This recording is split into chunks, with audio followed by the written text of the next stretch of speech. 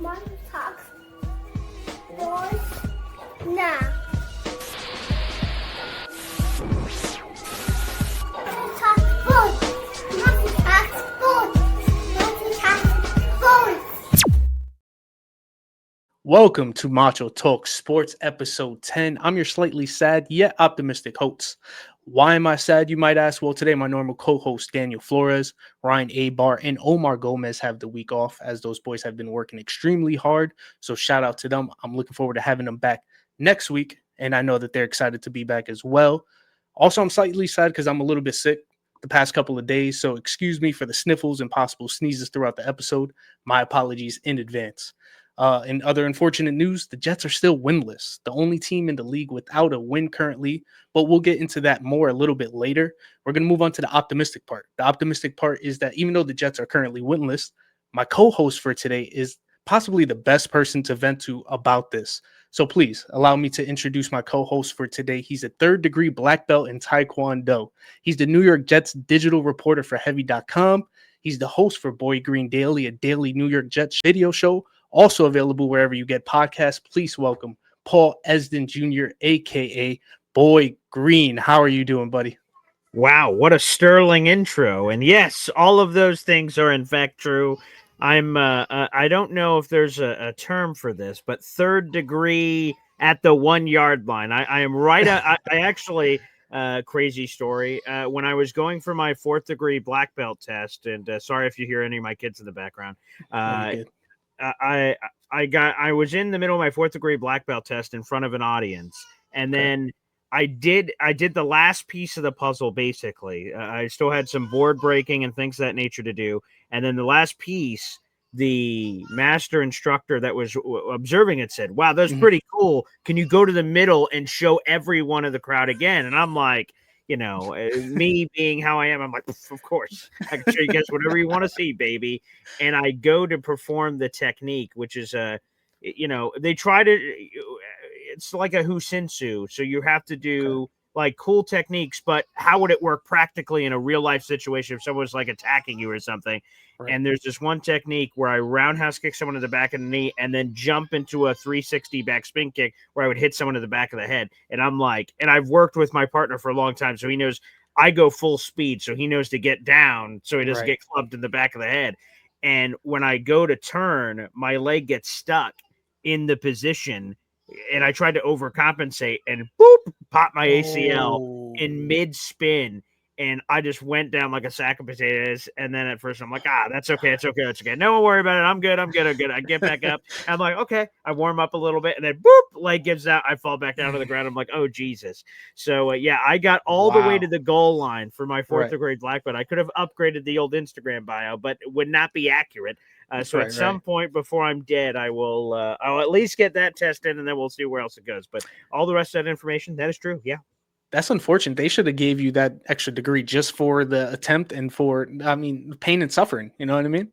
100%, which is how I feel about the Jets. They should be giving me something for all the pain and suffering that we go through. But I will tell you, there is no, for those who don't know, even if you get all the way to the doorstep and do that, you have to do the full test all over again. Wow. And so I had to do a full year of rehab for reconstructive knee surgery. And now I forgot everything. So I got to like relearn whatever I was supposed to do preparing for years for that test. So that's incredibly unfortunate. But at some point in the future, like I said, it'll be cool to get the kids into it. And that'll motivate me back again, too. So, but I deserve an award for that. And also everything the Jets have put me through my entire life. Yes. Definitely, which we'll definitely get into. But I did want to start off with some plugs. I want you to tell the people exactly what it is that you do, where they can find you, and if you have any upcoming things coming up. I appreciate that. So, yes, I have this fancy title. It's called the New York Jets Digital Reporter for Heavy.com. And what that fancy schmancy word salad means is I write about the Jets every day. I write articles. I've been doing writing for like the last 10 plus years, and 99% of that has always been covering the New York Jets. So everyday things that are either news or or both, a news or an opinion piece that sort of intrigues me about something going on. Like if the Jets traded a random player, I give you the facts of the matter. They traded him for this, that, or the other, and then here's my take of why this is great, bad, or indifferent. And that bleeds into my show, which I do every day. It's called Boy Green Daily. It's a daily New York Jets video show that people also listen to in audio form. And before I did this show, I did an audio only version of the show for like 10 plus years. That was called the Jet Zone back in the day for the OG people that have always listened to me way back in the day. Was always talking New York Jets. Again, sorry for my kids in the background. No, don't apologize. We love family. And I would just say this real quick aside because of your intro, and I just want to say this because I know you're getting this podcast. You get the great background here, and it's awesome. As someone who also involves his children in intros and quirky things that have happened during the show's history, I love that we have that because like they are one, yes.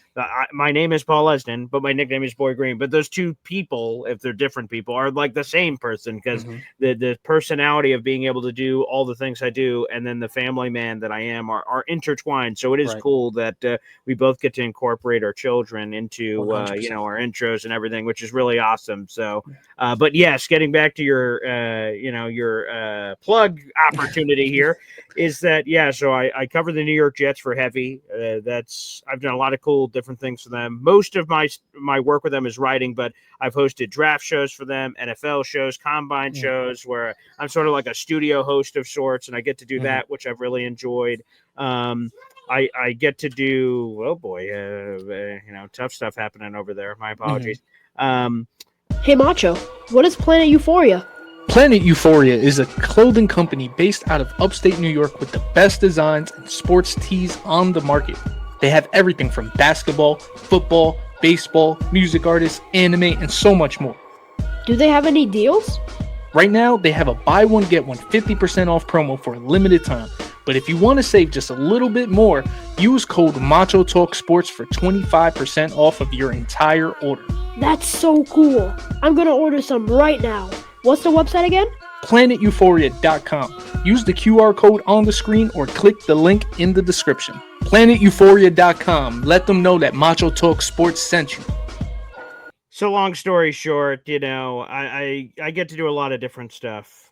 Digital reporter for Heavy.com, which is a lot of fun. I get to do a daily YouTube show, which we just hosted an event for, which I'm sure we'll get to later. And, it's just really cool. I love covering the New York Jets. I get to do that every day and do a bunch of different Jets digital video shows. And it's an absolute blessing. And I've got to do a lot of cool stuff in my career with sports and other digital media projects, which has been a lot of fun. So I'm super blessed. Thank you. Well, I'm absolutely happy to have you on to the podcast because that I'm actually a fan of the show, of the Boy Green Daily. Thankfully that you gave me the opportunity to be on that show earlier today. Yeah. And I just want to get into a couple of personal things, then we'll get into the Jets. Anything you then want. We'll get into some of the NFL just in general. But to that event that you were speaking about, you and James Woody threw your first tailgate at the Jets versus Cowboys game recently. My question for you is kind of two-part as to how does something like that come together, and then how was the event itself? I appreciate the opportunity here. So last year, the content creator space is wide and vast. And I heard through the grapevine that someone else was doing a tailgate thing. Again, I had never done this before, about hosting a tailgate event, basically watching the game with a bunch of your fans and fellow Jet fans, and host an event like at the parking lot to sort of rally people and rile them all up. So in the middle part of the summer, someone reached out to me and said, hey, would you just want to tag along and jump on? And I sort of went, oh, okay, yeah, that's, someone else is doing most of the work, it seems like, and I'm just sort of coming in and said, hey, Boy Green's going to be there, basically. It's sort of how I interpreted it. So I did it with a buddy, and a lot of people had a lot of fun, and it was really cool. But when I left that event, I just said, man, I think I want to do it. Like, I want to go through the whole operation. And I've always sort of been that way in life. Like, as little as being a commissioner of a fantasy football league and taking the ownership of running the league and everything that entails, I said, man, it would be a lot of work, but I'd be really intrigued by it. And James Woody also came with me to that event the year prior. and it was a lot of fun. But we both agreed that, man, if we're going to do this, we're going to go all out, and we're going to do it to a crazy level. So, what I wanted to do was make sure all the things that I am an idiot at would be covered by someone that are much smarter than me. So surrounding yourself with good people. Yeah. So we had a professional chef at the event, Chef Kevin Gilbert, who's also a fan of Boy Green Daily. So that made it very easy. That's how I knew him. And I reached out to him and said, hey, would you want to do this? And he's like, yeah, man. And I'm like, cool. All right. And then Lou B, a Super Jets fan, he's a big fan of my show. So he said, actually, I got the Sprinter Beast thing that has a DJ booth out of the back. I'd love to come. I'm like, oh, my God. It sounds cool to me, I guess. And so all those pieces kind of came together. And I came very humbly. As I'm talking to Woody and I'm saying, we should throw this event together. Me and him were talking like, how many people do you think are going to come? And I'm like, I don't freaking know. I'm just some random guy. I know 20 people, maybe. I'm not sure. And so we set the bar really low because, not to get into all the weeds with the Jets, but when you host an event like this, you have to reach out to the Jets and organize all this stuff behind the scenes. And, and they ask you like, oh man, how many people do you think are coming? I'm like, I don't know. And long story short, we go through and I start promoting it on the show. And all of a sudden it went from 20 people, 30 people, 40 people, 50 people. And we got over 60 plus that came to the event. We did a meet and greet the night before. We did the tailgate event. And it was overwhelming. I'm like, holy crap, look at all these people that wanted to come to this thing. And it's my first one ever. So I can only assume, and I wanted to be the first of many, that I said, man, if we do a really good job here, the numbers should only grow from here. People are going to, word of mouth is going to spread about how we did with this event. So it was spectacular. How it came together is just the year before I sort of dipped my toes in the water and I said, I want to go full in. And wow, what an awesome experience. We got a ton of compliments on it. Now the Jets, the thing I couldn't control, was a total bleep show, but everything we could control was awesome and an amazing experience. And it's just cool. This internet community. I started my YouTube show 5 years ago in September. And I told you it existed in an audio only form before that. And, I just know random people like Joshua Langley. I've been bringing this guy up a lot. He and his wife, his avatar on YouTube is JL, his initials. I don't know, how tall he is, small he is, fat, skinny, this, that, or the. I have no idea what he was. Just a faceless person, as far as I was concerned, that listened to my show and interacted in the comment section. And I met him and his wife at all these events over the weekend, and now we're like connected forever. So all these people, and I'm going to miss people if I start naming people, but that was just the coolest part. Is that I think it brought a lot of us together. It's an awesome community. I'm blessed to have it, and that we're all sort of forever connected in sports, and specifically it's the Jets. Man, that's pretty wild. This internet thing is pretty crazy. Yeah, I can imagine how just trippy that is to put the face to the name now, finally, and just these are real, actual people instead of just text that I'm reading online and stuff like that, and supporters at that, which makes it even better to finally meet some of the people that have been supporting you throughout the years and stuff like that. And it looked like a great event. I know that you did tell me earlier on your show that you might have a long form video coming out later to kind of show more of the behind the scenes and the actual event itself. That's correct. Yes. And thank you for that. That's another piece of the puzzle of someone I didn't thank is Peter. And I'm a loyal guy. So when I sort of develop a relationship with someone and I think they're good people, they think I'm good people, I'm like, I'm connected with you for life. I'm a commitment guy, which is sort of funny because I'm currently in a Ripley's Believe It or Not contest for how, if I can hold the longest engagement of my life. I've been engaged to my fiance for like 1,000 years. So it's funny that I pride myself on being a commitment guy. I refuse to commit to the ultimate level. So that's hilarious, I guess.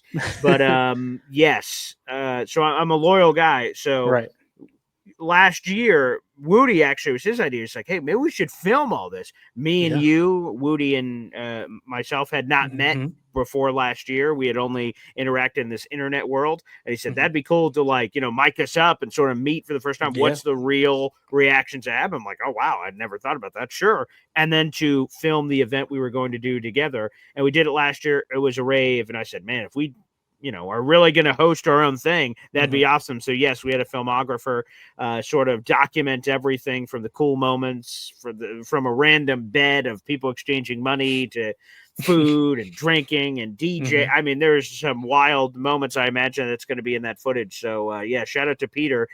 He's putting it all together. So there should be long form video and some short form stuff that's going to come out documenting the event. And I didn't intend it this way, but I'm sure it'll sort of come off that way. It'll be like a organic advertisement of like, wow, look at the fun these crazy people are having. I got to be in on it. And hopefully it continues to blow up from there. So yes, absolutely. Salute to Peter. That'll be out on all social media at BoyGreen25 on my Facebook, Twitter, Instagram, and YouTube. That'll be pretty cool. So I'll definitely be tuning into that. Looking forward to that. I did want to ask you a question. I'm kind of preface it. Something that you said earlier with my intro, seeing my child, you kind of do a similar thing with your kids and stuff like that. Now, one thing that I do often think about is my son is still young. He's still impressionable. So he watches me watching football. Obviously, I'm focused in on the Jets. He sees the Jets gear. He wants some Jets gear and stuff like that. So one thing that's always in the back of my mind is, as you know, this life isn't for the faint of heart. It is not for the faint of heart. It is not for the weak. And I often find myself thinking of this is something that I want to not say put him through, but I also don't want to be possibly just influence him into being a part of this team and this lifestyle. But ultimately, it's hard not to, knowing that this is kind of my life. So I do know that your pop is a Cowboys fan. He is.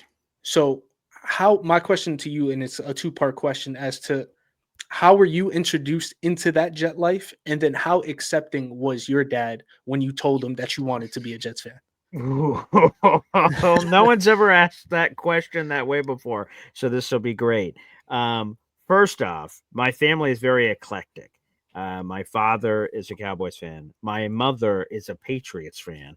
My brother is a Saints fan. My other brother is a Ravens fan. My grandfather's a Giants fan. I mean, it is all over the place. Because, normally you ask that question. So, right, a Jets fan comes on your show. You're like, oh, man, how'd you become a fan? Well, my dad was a season ticket holder since 1982 and blah, blah, blah, blah, blah. And, well, it just got passed down to me. My dad wanted me to be a Cowboys fan bad. No doubt about it. And football is in our family. So, I liked football already. But so he put the Cowboys gear on me. So, in the future, if someone hits a Google search and somehow finds pictures of me in Cowboys gear, they're going to find it out there in the universe. And they're going to be like, what's some of the Boy Blue? This ain't Boy Green. There's Boy Blue over here or something.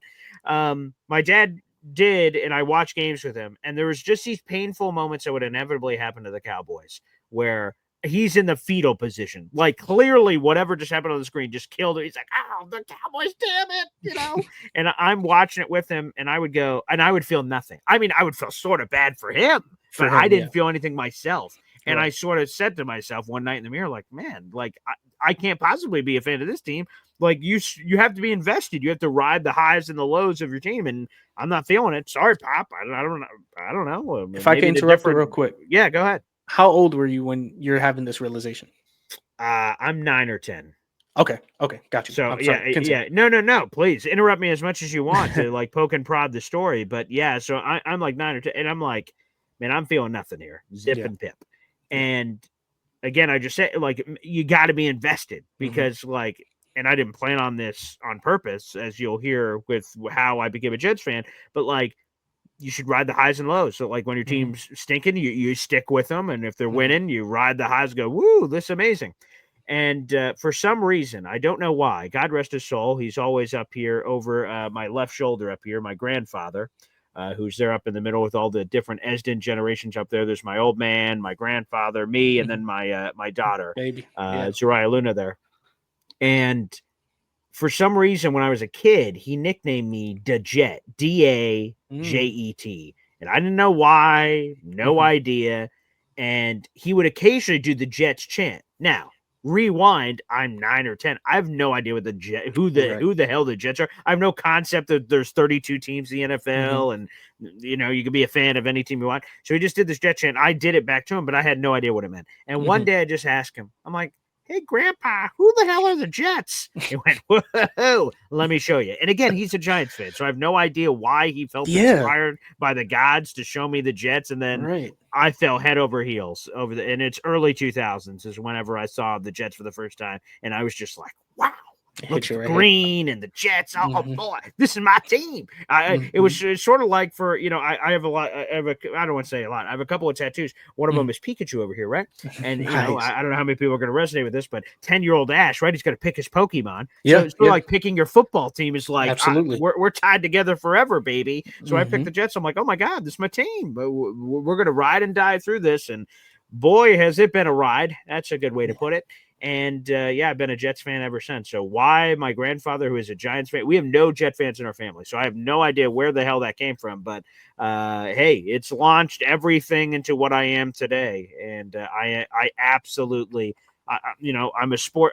My past also includes like sports talk radio and stuff like that. Yeah. And I've had to cover a lot of different sports, but football has always been number one, and the Jets have always been my number one team. So like, I have other teams in my fandom that have won championships. It's pretty cool, but it's nothing when the Jets win. When the Jets win another championship. Absolutely. I can't even. We all visualize things in our life like, getting the job or getting the promotion, getting this. I can't even, my brain can't even encapsulate in words what it's going to be when the Jets hoist at Lombardi and all the pain and everything was worth it for that moment where I'm like, oh my God, we're world champions, baby. Because of course I wasn't alive for the first one. So, No. oh my God, that's going to be amazing when that happens. So, but that's about fandom. Again, sticking through them through thick and thin. I see fans all over the place that like their teams like not doing as well, so they pay less attention and they unplug. I don't know what that could possibly be like, because again, my show is 7 days a week. It's Christmas, it's Hanukkah, it's Kwanzaa. It doesn't matter. My birthday, Christmas morning, my kids are up and up present. I'm like, oh, hang on tight. I'm doing Boy Green Daily over here. It's every day and through thick and thin, man. That's amazing. That's amazing. Honestly, for me, my dad wasn't really in my life as much. So my mom was more into baseball. So she was a Mets fan. Okay. So that's kind of where my sports comes from. But when it came to football, I didn't really have that type of person nudging me. And for me, it was as simple as they were a New York team and I loved the color green. Okay. That's literally all it took. Going back to like being young, 7, 8, 9 years old, you look for the little things there. And then, but once I made that connection, like you said, that was it. That's my team. That all I can envision is them winning. I always joke with my wife that the day that they win, I'm probably getting arrested because I don't know what I'm gonna do. It's gonna be just excitement takes over and my soul leaves my body, and then that's it. But that's all you can envision as a fan. And honestly, we haven't been that close in my lifetime yet.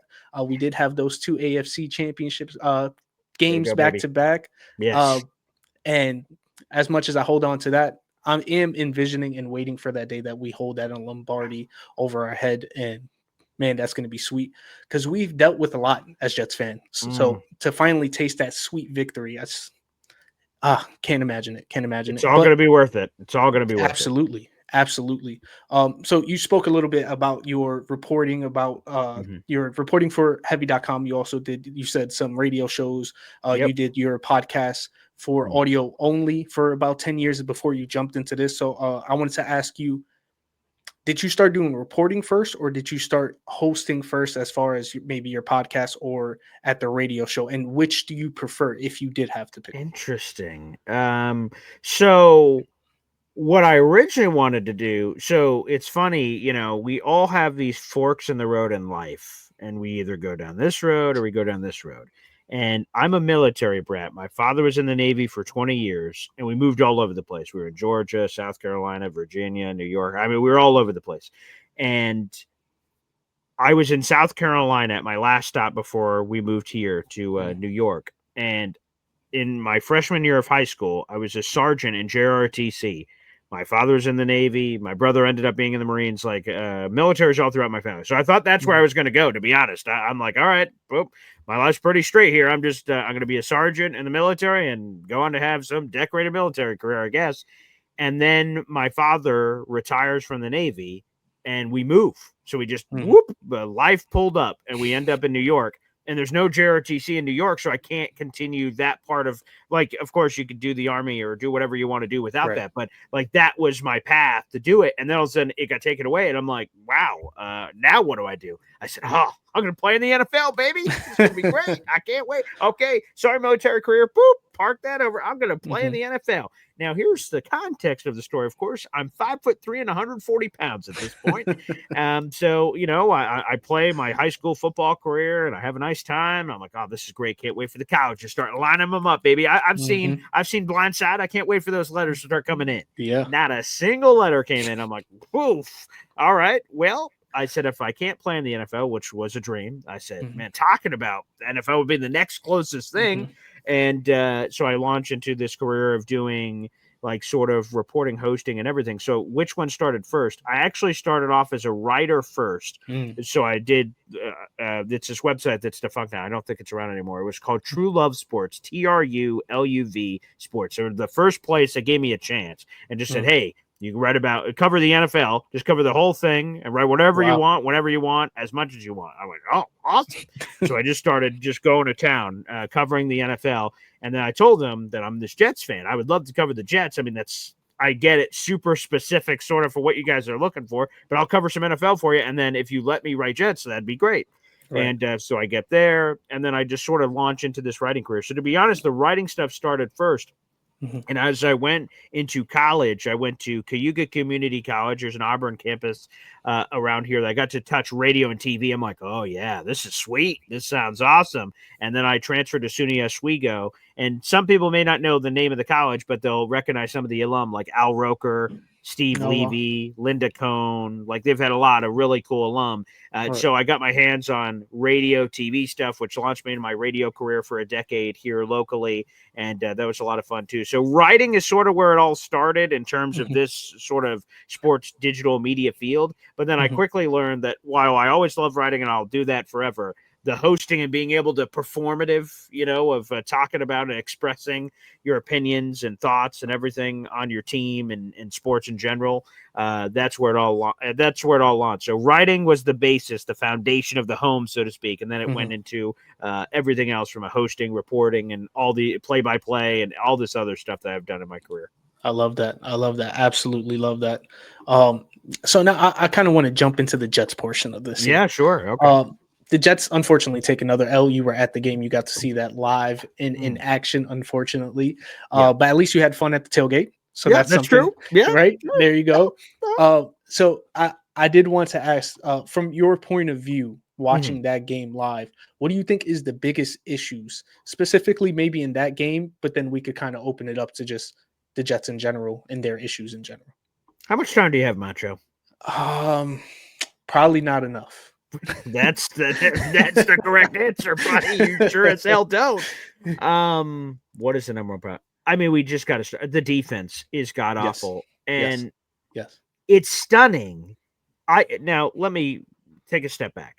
I am an eternal optimist. I am glass half full, and I understand it's very unique in this Jets medium as far as I've been in it. That I don't run into a lot of people that drink the same water I do, that swim in the same pools that I do.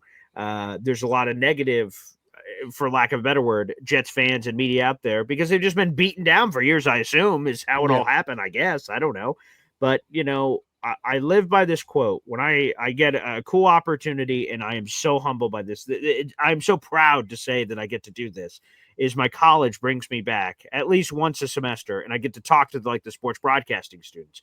And one of the cool things is I get to bring this quote up all the time, that you don't get to control the cards you're dealt in life. And that could be anything. It could be a disability when you're born, or your job, or this or that. There's all these things we can't control. But what you can control is how you respond to said adversity that you're handed to. So, of course, I, like anyone, has shitty days or terrible things happen. But then I'm just like, you know what? If I just approach it with a smile, maybe that's infectious. And someone else is having a shitty day, it affects them. And that's sort of like a ripple effect of it just keeps going. And random story, during COVID, I had to stop my radio career temporarily because they were cutting back, and Yeah. it was all kinds of crazy for a period of course. time. So I had to get a normal job again. And so I just Oh, worked man. at a random gas station, Yeah. Boy Green at a gas station. So it was super weird. And I'm like, all right, well, I got to feed the family. And Yeah. the radio thing at the time I couldn't do. So I went, okay. And I was just randomly at a gas station. And that's what I just tried to do. I'm like, you know what? A lot of people would say this sucks. I'm just making random minimum ass wage money. I'm just doing random normal things. But I said, you know what? I'm just gonna like have this crazy person and just let my personality fly, and hopefully people will resonate. It was just cool. You know, someone would come in like, oh God, I just came off this shift and I gotta go home to my family and kids, and I just like crack a joke or something, and they smile going out. I'm like, all right. So it's like a stand-up comedy routine or something. And I got a little chuckle. So I said, oh, okay. So bringing it back to the Jets of like that, I believe every year, the schedule comes out in May now in this new world.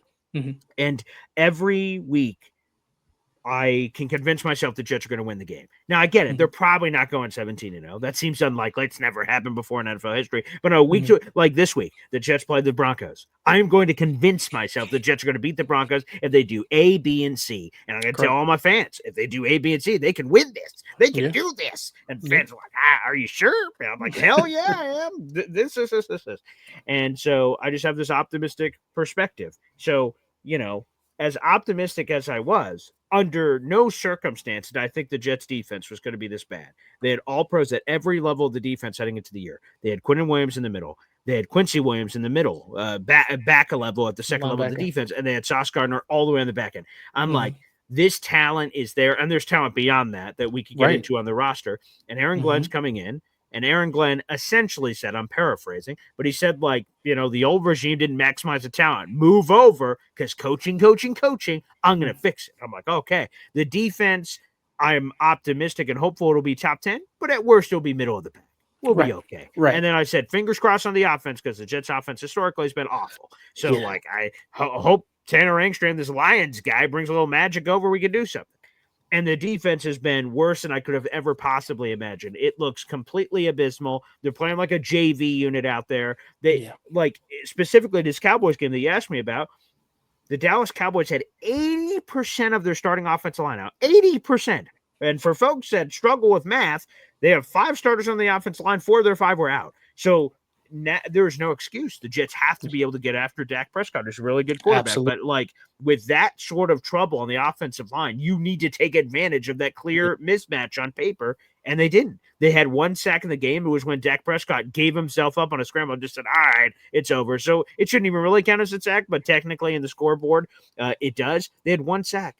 So no real sack. So what the hell happened to this defense? I mean, Sauce Gardner looks like a shell of himself right now. He just became the highest paid corner in football. Quinnen Williams certainly showed pops, but he's one man. Will McDonald is coming off a double-digit sack year. He's MIA. Jermaine Johnson's hurt. That sucks. Quincy Williams hurt. That stinks. Jamin Sherwood just got paid. He can't do bupkis out there. Our safeties suck.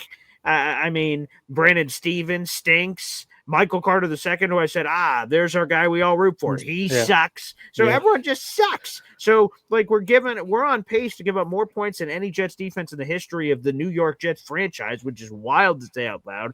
So, yes, what's the biggest problem, you know, in a limited conversation where I could talk your ear off for the next 36 hours? It's their friggin' defense. It's awful and makes no sense. Steve Wilkes has been coaching football for 40 years. Aaron Glenn played in the NFL for 15 years as a cornerback. He's coached in the NFL for 10 years, and all of that was defensive stuff before becoming the head coach. It makes no sense. It's befuddling, and something needs to change because it just doesn't make any sense.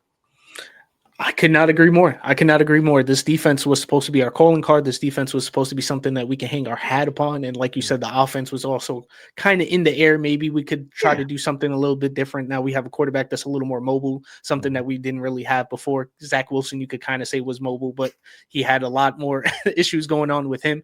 And it kind of just flipped itself on his hat where our offense is kind of middle of the pack and the defense just completely ass. We're giving up the second most points in the NFL.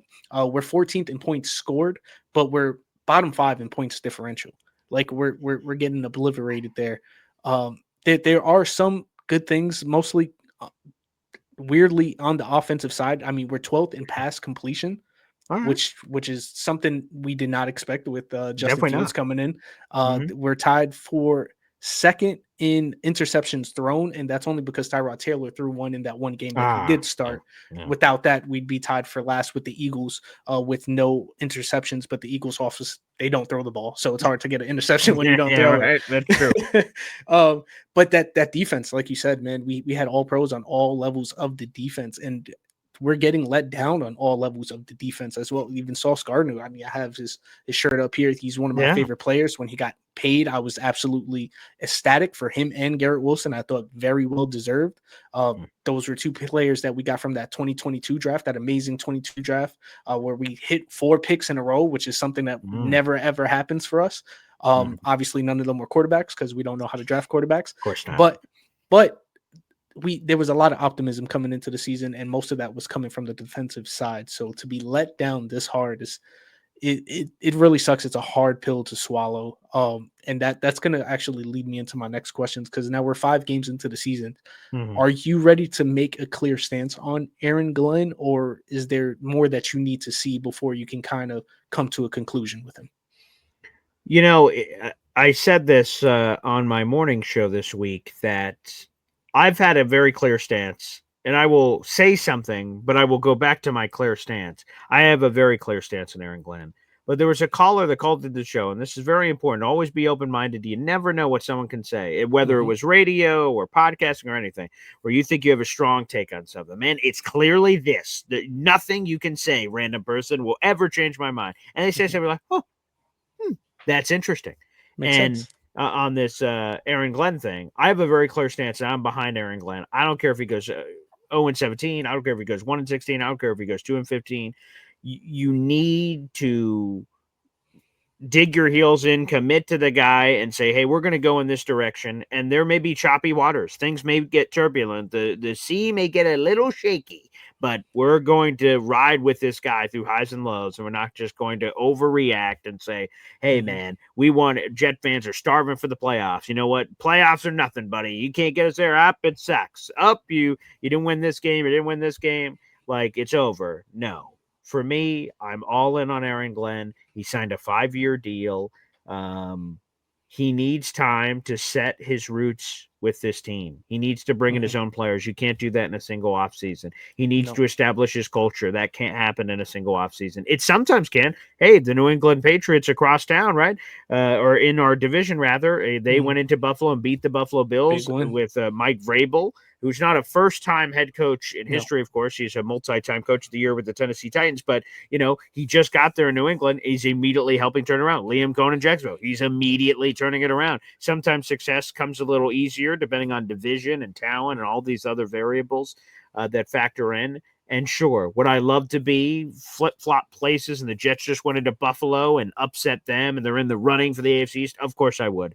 But I'm not going to overreact to what we've seen so far. It's been awful. I was just there for one of the games, one of the piss poor efforts to see them get run out of the building, then make it a little bit closer in the fourth quarter. That was wildly disappointing.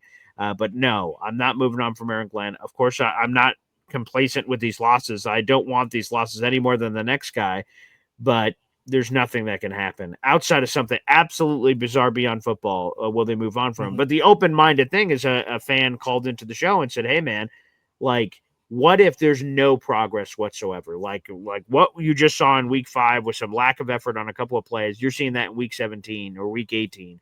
Like, okay, maybe we could have a conversation then. But I just believe in AG that he's going to be able to turn this around. Everywhere he's ever been, he's turned it around. Detroit, New Orleans, they've been able to flip the switch where he's been and figured it out. And I believe we're going to see signs. Is it going to be wins and losses? I hope so. I hope there's more wins that literally show that something is changing. But I don't know if it's wins or losses or a feeling or just a few signs on the football field. But by the end of the year, I think, I can't speak for everyone, but I think there's going to be a large chunk of Jet fans that say, hey, this season sucked by record, but boy, this ship is clearly pointing in the right direction, and we feel good with AG running the operation. I do. I believe in him. This is a guy that wanted this job. He turned down other jobs. He knows the pain of Jet fans that we discussed earlier on this show, and it's so important to him to turn this around, more important than any other random coach that's ever coached here. They just don't have that same feeling. He is invested in a way that no Jets coach has ever been in the past, based on Absolutely. his history with the team. Absolutely. I couldn't agree more. I think a big part of it is also what was your expectations of the Jets and of him coming into the season. If you were one of those people that expected to make the playoffs, then you're going to be sadly mistaken and you're going to be calling for his job and stuff like that. But I don't think that's a realistic expectation of a new regime coming into a team that also wasn't ready or built to win now. Now, there's going to be a lot of adversity. There's going to be a lot of hiccups in the road and stuff like that. But a big part of this is also that he's new to being a head coach. So Sure. this is a learning experience not only for the players but for him as well. And to just give him a 5-year contract and to try to terminate him after one, it just doesn't sit right with me. It also doesn't send the right message to any leading candidate for next year after we do get rid of him. This is one of the coaches that genuinely cares about the Jets in a way that other people don't, as you explained. And I don't think there's many coaches available that have that same type of passion for the Jets specifically. Of course, there's going to be coaches that be willing to take a head coaching job in general because Sure, they right. put it on the resume. But do they actually care and do they actually want to see the franchise succeed because it's the franchise as opposed to they just want to win because it makes their resume look good? And the other thing I would jump in to say is that Mhm. I think we're seeing it with Daniel Jones as a random example, Mhm. that this media market is intense. It's Yep. intense for players, it's intense for coaches, and it takes the right kind of guy to be able to flip a narrative. And sometimes the pressure is too great, the scrutiny is too intense, and people fold. Daniel Jones struggled here in New York with the Yep. Giants, and a lot of people said, "Oh boy, Daniel Jones sucks." He Yep. goes over to Indianapolis in a know-nothing market. With all due respect, I probably should have started with the all due respect before I Yeah. insulted them, but that's neither here nor there, I suppose. They're 4-1. They don't care. Yeah. There you go. They're probably never going to listen to this. They're just riding horses out there or something. Right. But Daniel Jones is thriving in Indianapolis. Why? Well, I think the pressure is different. There's a confidence level and believability and all those things. Like I said, I think it takes the right type of person. So bring this back to coaching. AG has played for this organization. Mhm. He has played for them when they were shitty. He has played Mhm. for them when they're awesome. And I think that's great that he's experienced both things. He knows that when things are rolling, man, there's nothing better than we talked about it earlier. I can't remember if it was on or off air about those 2 AFC championship games. Yeah. We Yeah. ran the town, baby. He's Yeah. over my left There it shoulder, goes. Rex Ryan. Like, man, we felt we were on top of the world. Yeah. We're like, move over, everybody. We're here. Expectations and Mhm. excitement and all these things we haven't experienced as Jet fans, at least consistently in a long time. And I think AG just, again, has the right moxie. And I think he's the right Absolutely. guy where he has done it before. Not the head coaching thing. That's something you never know, no matter Mhm. how Mhm. impressive the resume is. But, he's just been in New York before through struggles, heights, and everything. And I think it takes the right type of guy. I think AG is the right type of guy. Absolutely. He knows the market. He knows the fan base. He knows the highs and the lows, like you said. So it's just trying to see whether he can deal with that adversity and then grow with that throughout the season. Like we said previously, we want to see that improvement throughout the season. Obviously, we're 0-5, lots of room for improvement, but That's for sure.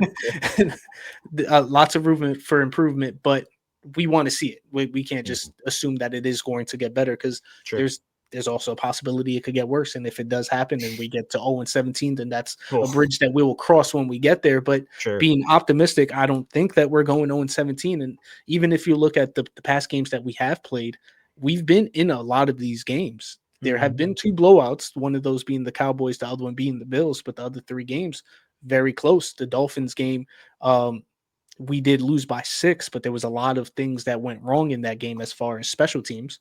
Yeah. And then we also lost Braylon Allen in that game, I believe. Yep. There was just a lot of things that went wrong in that game, but we were still in that game nonetheless. There is some things that we can improve upon. The ball bounces a different way in a couple of those games, and we come out with the win. But a big part of why we were in those games, at least I think so, was Justin Fields and the way that he has been playing. He hasn't been lights out, of course, but he's been a lot better than people have expected. He's been a lot better than the teams that he started for before with the Bears and then a couple of games with the Steelers as well. I actually have a couple of his stats here where his passer completion right now is 67%, which is way higher than anyone expected. If you look at his previous years, in 2021 he was at 58%, 2022 60.4%, 2023 61%, and then those couple of games with the Steelers he was at 65. But I believe that was only 4 to 5 games that he started. He's currently 6 games, yeah. 6 games. Okay. And then he's currently 5 games into this year where he's at 67%, 54 yards, 4 touchdowns. He has 3 rushing touchdowns, 204 rushing yards, 101 passer rating, 1 fumble, which did come last week, I believe it was. But my question to you is, are you sold on Justin Fields, or is there some more that you would want to see throughout this year? Yeah, and I think he had 2 fumbles, the Dolphins game on 4th and 5 and the Buffalo Bills game at the beginning, the strip sack on the first drive of the game. But I would say this to anyone who even brings up the fumbles, that Justin Fields runs the football more than your mama's favorite quarterback, and thus the more opportunities to potentially fumble the ball. Absolutely. I can't think of many seasons where a Jets starting quarterback, and again, he missed a game because of a concussion in week 3, but that a starting quarterback for the Jets had gone through the first 5 weeks of the season without throwing a pick. I can't think of many times on my hand where that has ever happened before. So he's taking care of the football. Now, some people would criticize that he's holding the ball too long, and thus he's not making the mistake of just, rash decision throwing it into coverage, thus leading to an interception. He's taking longer, which is leading to some more sacks. I think some of the sacks on the offensive line are definitely Justin Fields' fault. But again, if you go through the problems of the Jets, and boy, could we, defense and penalties and turnovers. And some of those, of course, contributed by Justin Fields, but a lot of them aren't. Xavier Gibson, Isaiah Williams. We could go through the whole gambit of all these mistakes. Breece Hall, of people making mistakes, of fumbles and other things. Justin Fields has not been the problem. Is he the solution? Well, we can make an argument about that. They're 0-5, and he's been the starting quarterback for the majority of the game, so maybe he's not the solution, but he's certainly not the problem. I've seen, and so have you, every Jets fan that's watching this right now, you've seen a lot of shitty quarterback play. Luke Falk, David Fales, Trevor Siemian, Tim Boyle. Good Lord. That we've been subject to this is disgusting and should be, something we should be able to file a police report on, for God's sake. Absolutely. So, it's been awful. Justin Fields is not awful. Were there frustrating moments when I was watching the Cowboys game? Of course. When he's holding on to the ball, I'm like, good Lord, man, let it rip. But I think part of that is also self-inflicted, not on Fields, but the Jets. Darren Mucci did not provide a secondary wide receiver next to Garrett Wilson. And that means a lot of the opponent's focus is on Garrett Wilson. And there's not a lot of other guys on this team that can create separation, whether that's at wide receiver or tight end. I like Mason Taylor. He's had a couple of career games with the Dolphins game in week 4 and the Cowboys game in week 5. He's been building up some numbers, which is terrific. But they needed a bona fide number 2 wide receiver for 2 reasons. Number one, what if, God forbid, knock on every piece of wood I have, that Garrett Wilson ever gets hurt? He's been incredibly available. He hasn't missed a game throughout his entire career, so blessed be he. But what if he gets hurt? Your number one wide receiver is Josh Reynolds. Are you freaking kidding me, Mr. Man? That's disgusting. So Darren Mucci clearly made a mistake there and did not create enough competition in the room. When your 3 starting receivers are Allen Lazard, Josh Reynolds, and Garrett Wilson, there's a lot of problems there. So I think part of Justin Fields' issues of not being able to throw to anyone is no one's open besides Garrett Wilson. So and even Garrett Wilson, what if they double or bracket him? Then you're like, all right, let me go to read number 2, read number 3, and then boom, he's sacked. Right. So I think part of that, Darren Mucci, that blood is on his hands for not doing a better job of surrounding Justin Fields with talent. We saw it during Sam Darnold's run with the Jets, that he failed, and a lot of Jet fans believe he failed because the Jets did not do enough to put stuff around him. This year is a trial year for Justin Fields. I think the number one thing the Jets had to prevent themselves from doing is they want to find out if Justin Fields is the guy or not the guy. But you don't want to not know the answer to that question because you as a Jets organization didn't do enough for him with protection and playmakers. You wanted to put enough around him where if he failed, clearly it was on him. You did everything else. And if he flopped, all right, well, it didn't work, but we tried. But if he flops because your offensive line isn't good enough, your weapons aren't good enough, then shame on you, Jets, because you blew it. Now the question remains unanswered, and then we head into a very important offseason with maybe he's the guy, maybe he's not the guy. You need to have conviction. You need to know at the end of the season if he's the guy or not. I don't want to see Tyrod Taylor. I don't care about his 36-year-old ass. Yeah, eat some Cheetos on the bench, buddy, because Justin Fields needs to see the way for the rest of the season, regardless of what anyone else thinks. Completely agree. It does hurt that they didn't get that number 2 receiver. I feel like they were in the market for a couple of people, but it was never a really serious kind of thing. It was just kind of dabbling, see what they wanted and stuff like that. We did draft Arian Smith, I believe, in the 4th or 5th round. Fourth round, yep.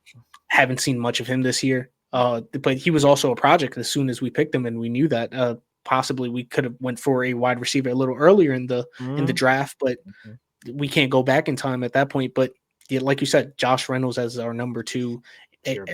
Lazard somehow is still on this roster, which I don't understand. But at the same time, we're so thin at the position, we kind of need him, which is, I guess, disgusting to say out loud. Yeah. But so there's a lot going on with the offense, and somehow we're still finding a way to be at least in the middle of the pack, which I think is a good sign for us. But back to our biggest problem would be our defense. The offense isn't a juggernaut enough to where we're giving up as much points on the defense to where we can make up for it on the offensive side. So the fact that our defense is giving up the second most amount of points, the only way that we can counteract that is scoring the most points in the league, which is damn near impossible with this roster. So I did want to ask you, do you think our defense knows that the season started yet, or are they kind of waiting for some type of specialty? Like, again, we only have 7 sacks on the season. We have no interceptions, no takeaways at all. We're giving up first downs allowed 42.1%, which is the second to last. We give up the second to most explosive plays, which is 20 yards or more. So we are just completely getting decimated on the defensive side. Does our defense know that the season started yet? I would hope the answer to that question is no. And then we're like, oh, they didn't know? And then, okay. And they turn it on and boom, they're terrific. I mean, I would love to say that's possible, but incredibly unlikely. I would say this, sort of a light bulb has sort of gone off for me in the middle of our conversation here. I haven't said this anywhere, but if you're the Jets and your defense sucks, spoiler alert, it does. Mm-hmm. Maybe you should just trade Quinnen Williams, man. And I love Quinnen, but if your defense sucks with him, it's going to suck without him. Like, what's the difference? So if you're the Jets, I think you've got to strongly consider if there's I'm not just giving him away. Why would you? Yeah, of course not. But if there's a package that is a first-round pick plus, and he's at least worth at least 1 first-round pick, maybe you could get a 1 and a 2. I would fight for everything that I can. Maybe there's a player you could get thrown in there too to help you at a position of need. Maybe a young player on a rookie contract or something at a position of need. And man, there's a lot of contenders out there that are vying for the Super Bowl. The Jets currently at this moment in time are not. And he's 27, but he's only going to get older. And you don't know where you are in this rebuilding, reloading, whatever you want to call it process. The Jets strongly got to consider. I don't know if it happens in the middle of the season because you want to maximize value. I'm not sure if you get maximized Quinnen Williams value in the middle of the season. Maybe you do. Maybe you get a team that just believes that they're one piece away and they're like, oh, we'll get aggressive here and do something. And maybe you do that because you're the Jets. There's a lot of things that need to be fixed. The Jets strongly have to consider moving Quinnen Williams for a massive package. Like I said, at least 1 first-round pick, but it's got to be a first-round plus, not just a first-round pick. It's got to be like another early pick, a second or third rounder, and maybe a player on top of that. I would be aggressive and try to see what's the ceiling of the value, and then hopefully create a bidding war. Quinnen's a really good player. A lot of teams should be interested in Quinnen Williams. He only has $5 million guaranteed left on his contract beyond this season of guaranteed money in there. So we're about to reach that fork in the road. See, it's like a comedian going back to the punchline. He said all the way at the beginning. I said there was this fork in the road that we all have in our lives. It's that way for football team and roster construction too. Absolutely. Does Quinnen just want to stay here and then you pay him and he's a Jet for life and he's a really good guy to have forever on the team? Maybe that is what they want to do and say, hey, screw the picks. We know what Quinnen Williams is. He's really good. We'd rather have one really good player and just have him continue to ride and be that guy. Or they're like, you know what? We could pay a lot of money to Quinnen, but we could reinvest those resources somewhere else, both financially and draft pick wise, and try to rebuild this team for the ground up. Because by the time we believe we could compete, how old is Quinnen? 28, 29, 30? And then, Right. did you lose the window to maximize value to try to accelerate this rebuild? So hopefully it's not lasting another 10 years. Right. So it's something they have to strongly consider, which hurts for me to say because I've That loved does. Quinnen since he's come here. He Absolutely. has a great floor. Outside of his rookie season, he's had at least 5.5 sacks in every season of his career, which is great. And Yep. he's been a great leader for this team. He's one of their 6 captains that was voted on before the season. But sometimes you got to make big boy decisions when you're in the hole the Jets are in. That does hurt to hear out loud, but it's something that we might have to consider. I mean, we keep losing these games, and then there are teams out there that are winning games that are needy. The first one that came to mind when you said that was probably the 49ers after losing Nick Bosa, Sure. who are still in it somehow. They're doing very well. Mac Jones is killing it out there right now. And maybe that's a team that is feeling needy, that wants to be able to fill that hole and is willing to give us that first and then plus. Maybe it's some picks even 2 years down the road after the first this year. But we also don't have that many picks for this year as well. So that's something that we could look to replenish. But my ultimate thing would be, hopefully we do well enough to keep him and think that, okay, we can build on this next year and try to kick the tires again on him, because he is an all-pro. He is somebody, he's a homegrown talent. We don't really have much homegrown talent. That we've had a stigma where we didn't like to pay our guys. We would have them for their rookie contract, and then after that get rid of them so that we didn't have to pay them. And then that was another part of why I got so excited when we paid people like Sauce and Garrett Wilson, to know that they're getting that recognition for the stuff that they did for us. Even though we weren't as great as a team, they did their parts to try to make us as good as possible. All pro since the beginning, offensive and defensive player of the year, rookie of the year. And Quinnen Williams, I would absolutely hate for him to go, but this, like you said, this defense is atrocious even with him. With him. Which is an uncomfortable conversation to have, because you mentioned it, right? He is the second longest tenured Jet on the team. The only one that's been here longer is our friggin' long snapper, for God's sake, and Thomas Hennessy. So, Quinnen is, as Jet fans have gone through this painful losing. Quinnen's been here since 2019. He's been through a lot of losing. He's been through a lot of different quarterbacks, and we saw every once in a while, we sort of see outburst is too aggressive a word, but I'll use that word for lack of a better one right now, where this offseason, when the Jets decide to move on from Aaron Rodgers, Quinnen Williams goes, Jesus, another rebuild year for me. And they deletes a tweet, but hey, man, once you put it out there on the internet, it's there forever. And, you could start to see the signs of frustration coming out of Quinnen. And I can't and by the way, I don't blame him at all. The Jets have sucked, and he's awesome. And then the quarterbacks, everything seems to go wrong. Yep. I don't blame him at all. As his career is quote unquote being wasted in terms of not being able to get to the playoffs and not winning championships and things.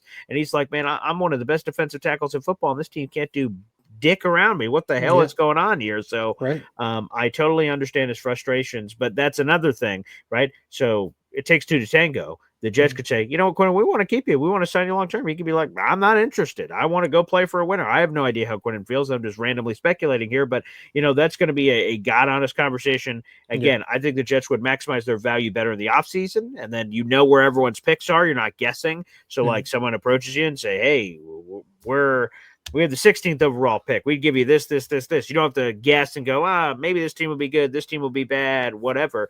You would have more clarity. And again, you would have the benefit of time. Of course, you have months and months and months to do whatever you'd want, to trade him or do whatever you're going to do. In this particular case, you'd have less than a month to the trade deadline. And unless the team is super desperate, which sometimes happens, you could take advantage of, it might behoove them to wait to the offseason to maximize his value. But an uncomfortable conversation I wish I wasn't having. I wish we'd be talking about, hey, Paul, they look like they're in a great position to get the number one seed in the AFC. Yeah, that's great. Let's talk about pass. But we're not there right now, unfortunately. We're not. And to stick to that defensive side, because another thing of possibly keeping him until the end of the year and then trying to move on from him is we don't know what can happen throughout that year, to where maybe he suddenly starts regressing, or unfortunately, knock on wood, gets injured, which does happen. It's a very physical league. And somebody that did get injured was Jermaine Johnson, who is expected to be back next week. So my question to you is, do you think that that's kind of this shot of adrenaline that this defense needs to bring back someone like him, someone that can pass rush, somebody that can help out with that Quinnen Williams double team and kind of just come off the edge or something like that. Is that shot of adrenaline that we're looking for on that defense? That's a great question. Two things here. First off, just to throw back, this another wrench in the Quinnen thing. Quincy Williams, a free agent after the season. Is Quinnen watching what the Jets do with his brother to determine what his future is? If he gets cast aside, is Quinnen like, I'm out of here, and all kinds of stuff? So that's sort of interesting as another layer. But to go back to your question, I think Jermaine's greatest impact, while there's obvious stuff on the football field that will keep Michael Clemens in a more appropriate role as the third defensive end. Obviously, he's got pass rush skills. He's got ability to stop the run. But I actually think it's beyond the football field, quite frankly, of what Jermaine brings to the table. Jermaine has an elite mentality. What do I mean by that? After Aaron Glenn was hired, Jermaine did a lot of media. And he, around the Super Bowl, they do silly sponsorships with soda companies and all these other companies. And he did a bunch of media when you do sponsored things like that. And just the way that Jermaine talked about attacking rehab and his desires, and he just has a desire to be great. And you would think everyone has that desire, but they don't. They may say they do, but they don't. Like it's just people are built different. Jermaine is built different. And I wish we could have 53 Jermaine Johnsons on this team. He lays it all on the line. He goes balls to the wall. He is high effort, high motor. His story is beautiful of, going to the independent college circuit, JUCO, getting a Power 5 opportunity at the time with Florida State and earning his keep as a first-round pick and falling in the draft. Like, it's just a crazy story that he has put together. I think that mentality will be a welcome addition to this team. And hopefully, because I think what the Jets are lacking is a player stepping up to the plate and going, enough is enough, boys. Yeah. We are too damn talented. We can't be sucking like this. This is our pride. This is our dignity on the line here. When are we going to step up to the plate and say, no, this is for AG. This is our coach. This is a new era. Enough with the bullshit, guys. Stop with the stupid penalties. Stop jumping offside. Stop doing silly things. Like, let's play the game. We're better than this. And hopeful. I don't know if it's a players only meeting. I don't know who inspires it, but Jermaine feels like the type of guy that can rally this locker room, specifically on defense, and say, guys, enough is enough. And to the phrase of your question of being this like boost for the team of like, oh my God, this is exactly what we needed, reinvigorates everybody. And again, I keep going back to it starts with one. You win against the Broncos on Sunday, and all of a sudden you have a win. It feels less sucky in the building because you got that monkey off your back. And while it's only one win and you'd be 1-5 in that particular case, you just start to change the narrative. Aaron Glenn gets that game ball thrown into his chest and people go crazy and the emotions change and the pressure and the stress drops. Like you're 1-5. That still is terrible, but it just feels like there's so much air that's going on here that you just need to let the air out of the balloon and everyone just go, And I think a win could do that. And maybe I'm being over dramatic here, but it just feels like that's exactly what the doctor ordered. So, yes, Jermaine could obviously absolutely help on the field. And boy, do they need him. Their defensive end depth is incredibly questionable. It was questionable in the offseason. It remains questionable now. But I think it is that elite mentality from JJ that could take this team to another level. Yeah. And we got lucky that he fell in the draft. We even traded up to get him. I think we had traded up from the 35 to the 26 to get him in that draft. And he had a pretty decent rookie year, but then that second year, he took that step up with 47 tackles, 7.5 sacks, even an interception, a pick six. God, he's so versatile. And back to what you're saying with just his mentality wise, that's something that I feel like we miss CJ Mosley with where he was that person that was in everyone's face. He was that leader on the field. He was that leader on the sideline as well in the locker room. He was somebody that the players can look to be like, not only is this person telling us what to do, he's in the trenches doing it with us so we can respect him a little more.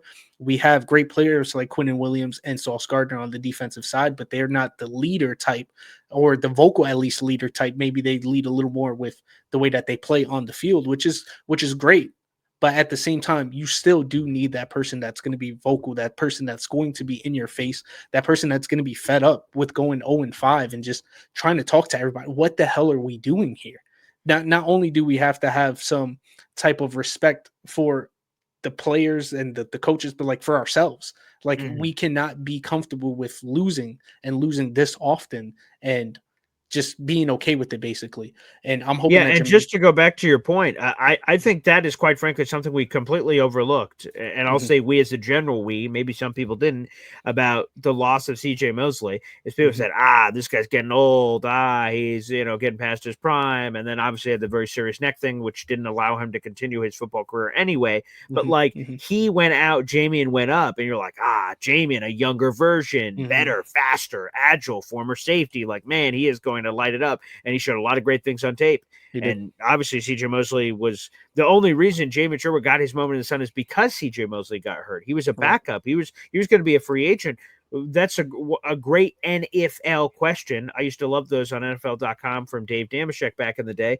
It's like, man, if CJ never gets hurt, Jamie never gets a shot. Does he just be a special team backup for the rest of his career? He never gets a $45 million, certainly Right. from the Jets or anybody else. So that's wild. And he stepped up in the moment last year, even though CJ Mosley wasn't on the field. But something's different. It's obviously a Mhm, different scheme. mhm. And Jamie hasn't put it all together yet. Now, CJ has been a voluntary sort of like guy that's been helping them on his own accord beyond his agency job that he's currently doing. But yeah, like Jamian is not this bad. He's much better than this. And we haven't seen it yet, but that's another big piece of the puzzle, right? The things that we assumed were going to be good that aren't. Michael Carter II, we thought he was going to be good. He's been booty Mhm. cheeks. We Yeah. thought Jamian Sherwood was going to take the torch from CJ and just be this awesome Mike linebacker for the foreseeable future. He has struggled mightily. So a few things we assumed have not come to fruition so far this season. I'm not giving up on those guys, but boy, we need to see progress.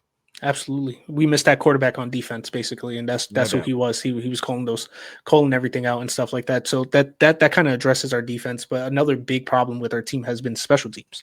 We had major issues with kick returning and punt returning this season.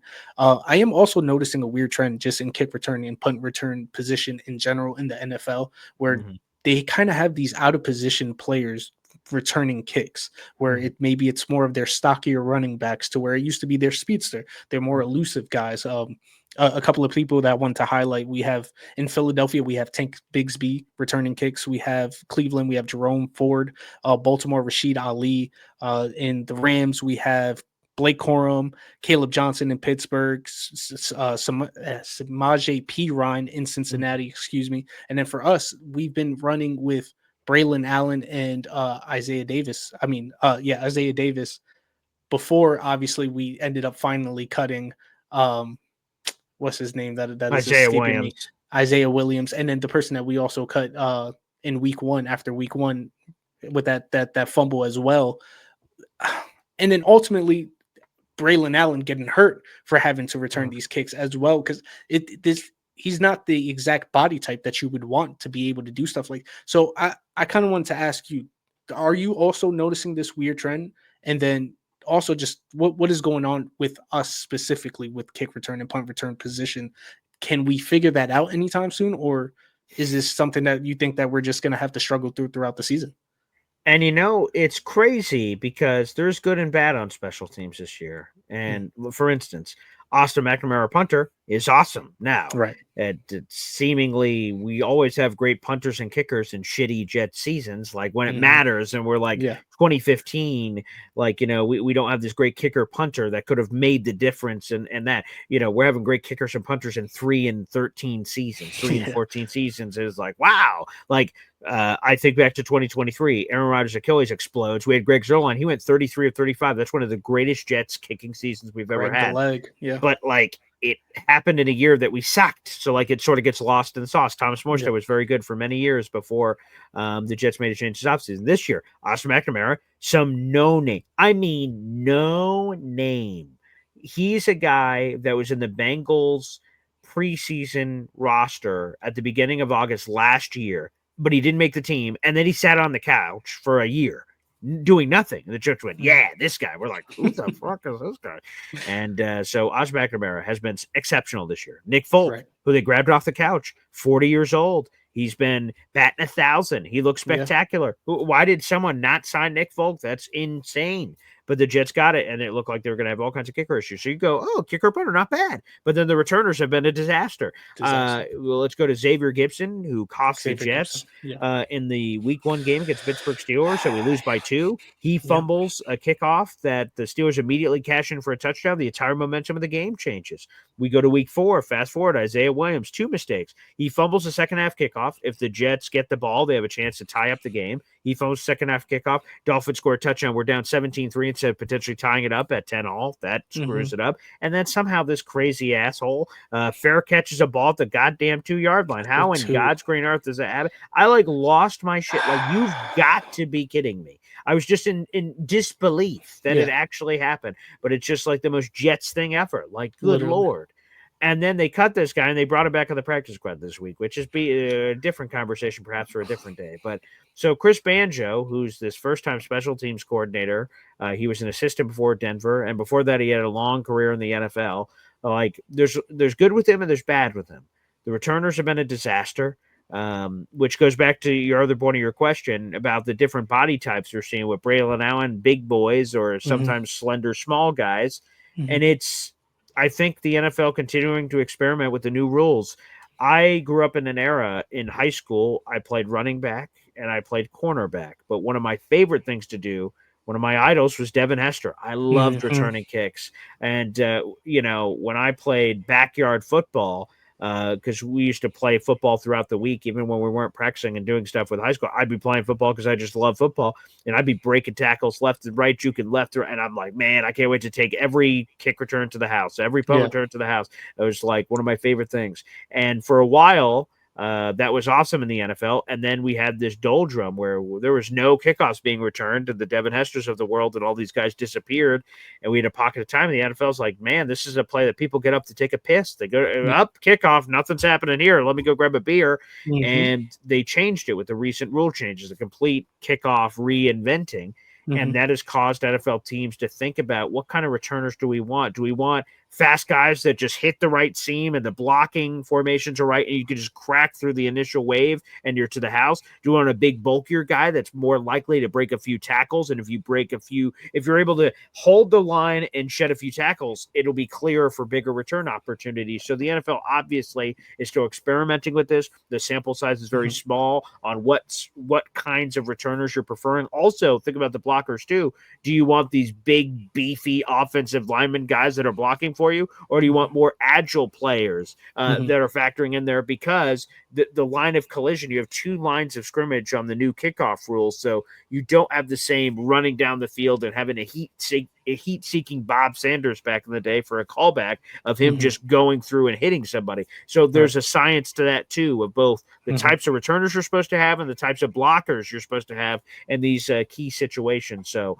I don't think they've figured it out yet, obviously, and the Braylon Allen one was a point of consternation among the fans because a lot of people said, what the hell is he doing out there? But on the other end, we were dealing with a ton of injuries. Canadian Guanu has been unavailable for a long time. Xavier Gibson got cut. Isaiah Williams stinks. So, they were going through all kinds of different machinations. Obviously, it didn't land on one that was beneficial to us. But the special teams have been topsy-turvy. On one end, Chris Banjo's done a really good job. On the other end, he's been awful. Yeah. So I do have one more question that I want to ask about the Jets before we open it up to the NFL in general, but I did want to ask you, how are you doing on time? Oh, yeah. You good? Hey, man, okay. I am pot committed, Macho. It's Macho Talks Sports. It's Boy Green Talks Sports for as long as Macho allows him to talk sports. Much longer. So the Jets are the last winless team in the NFL, and I did want to ask you, would you consider us the worst team in the NFL? Because from my perspective, even though we have the worst record, I think there are teams that we are better than. I think that, again, back to what we were saying before, where the ball bounces a different way in a couple of those games and we're coming out with wins. But the record is what the record is. Do you consider us the worst team in the NFL in your expertise? I do consider us the worst, because here's the fact of the matter. Bill Parcells said this: you are what your record says you are. Yeah. And it's funny, I mentioned way back at the beginning of this podcast that when the Jets schedule comes out in May, I can look at it and convince, we can win that. We're better than that team. Before the year, Tennessee sucks. New Orleans sucks. Those teams suck. We're way better than them. Are we? They've got more wins than we do. Mm-hmm. So at a certain point, sure. And I was saying all those things. Week 1, boy, this freaking thing. Up Mm-hmm. week 4, this week 3, boy, this block, this. Week Mm-hmm. 5, I was saying that last. We got our teeth kicked down our throat. Week 2, we got our teeth kicked down our throat. But 3 of the 5 games, I can make a legitimate case that, boy, if you change this, we win the game. But I think that's where it boils down to this, and why I have to put the excuses aside and say, the good teams find the ways to do that. Like, for instance, Tampa Bay is a great example. Yes. They're a team that finds ways to win. That the cards are stacked against them, and it looks like it's going to be one of those. Boy, we could have done this. We could have won. They don't play those games. They actually do the this that could have won the game, and they do it. The improbable comeback against the Seattle Seahawks this past week. The Jets being able to reverse the situation. We're lining up to kick the field goal. It's going to put us up 9 and we win the game. And that kick gets blocked, returned to the house, and we're down 1, getting the ball back. Jet fans like, oh, fuck me. Like, Jesus. Yeah. Well, we blew that one and we let it fold on ourselves. Tampa just calmly went, all right, how much time's left? Plenty of time. Boop, boop, boop, boop. And goes right down the field and scores a field goal. So it's all mentality. And so for me, as much as I would like to point to those games with the laser pointer and say, technically, guys, if you just look at these 7 plays and they flip this way, we're going to win these games. I could say that, but it doesn't matter. Jack Diddley, we're 0-5. Yeah. The Jets and fans have to take a hard look in the mirror and say, holy crap, we stink. And until we flip the narrative, it's not going to matter. So, no, it's like no one wants to hear about your fantasy teams. No one wants to hear about your made-up excuses why you shouldn't be 0-5 and you should be this. Oh, boy, we're just 5 plays away from being 5-0. Okay, I'm $1 billion away from being a billionaire. Well, okay, yippity freaking doodah, buddy. No, yes. So to answer your question, yes. Are we the worst team in football? That's what the freaking record says. If the draft starts today, the Jets have the number 1 overall pick in the 2026 NFL draft. Do I think they're better than what they are? Yes, but it doesn't matter what I think. They need to do it. It is a results-oriented business. It's very black and white in the NFL. The winners get to write how the story is sung. Yeah. Losers are the fates of destiny, and they just have to how the songs are written are determined by the winners. To the winner goes the spoils. The losers have no other choice but to bend the knee and say, hey, what did you think about that? Okay, well, I guess so. I had no say in it. We lost. So if you win, you could say whatever you want. And while, like I said, it sucks to say that and hear that as an optimistic Jets fan, and to spew those words out of my mouth, it's a stone cold truth, whether I like it or not. Yeah, it's real, and it's a good point. I mean, that the Bucks are probably, like you said, the perfect example of that, because even in that game against us, when they're making that comeback, they lost Mike Evans in that game. So they're down to their one good receiver, who's also a rookie, who's a little unexperienced. I mean, he's played a lot in college, so he does have experience, of course, but the NFL is also a different beast. So it made it a little easier, or it should have made it a little easier for us to hone in on him, and we still weren't able to stop him. We still was not able to stop Bucky Irvin and Baker Mayfield and the boys, and they didn't flinch. They didn't flinch in the face of adversity. They've done it about 3 or 4 times this season alone, coming back from a fourth quarter just miracle, basically, and driving down the field. And a lot of props to Baker Mayfield, man. He got a lot of crap in the beginning of his career, especially with his start with the Bucks and with the Browns, and then becoming almost a commodity that nobody wanted. He had a couple of pit stops in like Carolina and 49ers and stuff like that for a cup of coffee. But he seemed like he was an undesirable commodity, and he comes into that Bucks offense and just completely turns it around. And man, I just wish he was on our team, honestly. Hey, I mean, he was there to be had. You mentioned that topsy-turvy. Cleveland was doing anything to give him to anybody, and Carolina said, sure, we'll take him for a swap of picks. And it didn't work out there, and he gets cut. He goes to the Rams, and on a short week with 2 days, wins in comeback fashion on Thursday Night Football. Unbelievable. He ends up in Tampa. And who wants to be the guy after the guy? He has to replace Tom friggin' Brady. And he figures it out, and he's just he's tough. He's got moxie. His teammates, I have to imagine, love that sort of energy, and he's rebuilt himself, which I imagine was inspiration for the Jets. Say, hey, maybe our Baker Mayfield is Justin Fields, and maybe we could do the same thing. And, People will have to see what the bag is when it's delivered at the end of the season to evaluate the full picture A to Z. But 100%, the Bucks fans should be very happy to have Baker Mayfield as their quarterback. He's been spectacular this season. Yeah, another fan base that should be happy. We did see two of our division rivals go at it on Sunday night with the Pats taking down the Bills.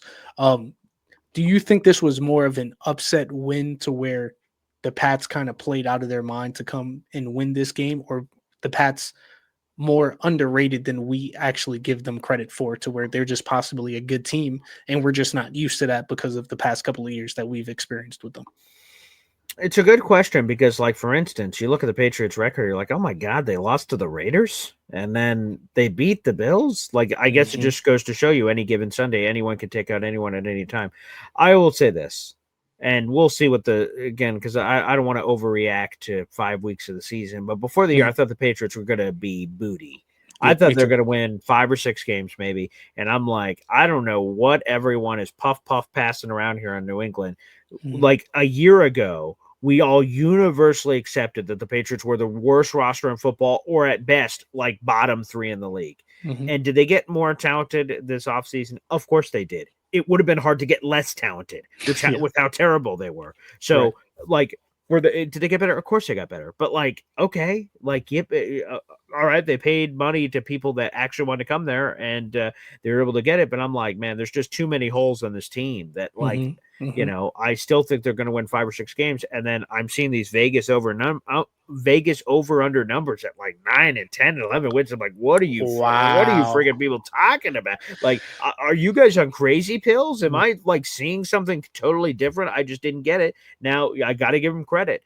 Drake May made some big boy put your pants on throws against Buffalo in that second half. It's in Buffalo. It's raucous territory. Buffalo's won the division 5 years in a row, and New England's coming in there with a first-time coach in New England who had previous success with Tennessee. But again, the roster has holes. Outside of Stephon Diggs, they have no pass catcher to throw the football to. They've got this sort of mixed bag running game where Ramondre Stevenson, who's captain, fumble a lot, but they have Travion Henderson, who's like this young upstart guy who's supposed to be really good, but he hasn't really popped yet fully for New England. And they have this unique tight end room with Hunter Henry, who's still somehow getting it done. They just have a very interesting roster construction. And again, candidly, I thought they're going to win 5 or 6 games. When you go into Buffalo, and they also went into Miami and won that one, we could say whatever we want about the Dolphins, but they have 2 road divisional wins. They are in a very good position to make noise, whether that's make a wild card eventually down the year if they keep this up. Obviously, the division potentially, if Buffalo falters and lets this game spin off into other potential losses for them. So, no, I got to give credit where credit is due. I'm not sure they're as good as, hey, Buffalo move over. New England's going to be winning 11, 12 games this year. But I have to give them credit. I mean, to go into Buffalo in that territory on primetime football, that was perhaps the biggest win of the post-Tom Brady era for New England, and I have to give them credit. Completely agree. I'm one of the biggest Patriot haters that you'll find out there, but it's hard not to give credit to them, and especially Drake May. I loved Drake May in college, and he's shown some flashes of what he can do. And this year, them building the team around him, them trying to entrust in him to run that offense, and he's answered that call. And that Sunday night game was kind of the pinnacle of all of it. I mean, the Bills are undefeated up to that point. Nobody gave them a chance to win that game, and they found a way to get it done. That's the most motivated I've ever seen Stephon Diggs in any game of his career. He was not going to leave that field without that win. It was very much personal to him.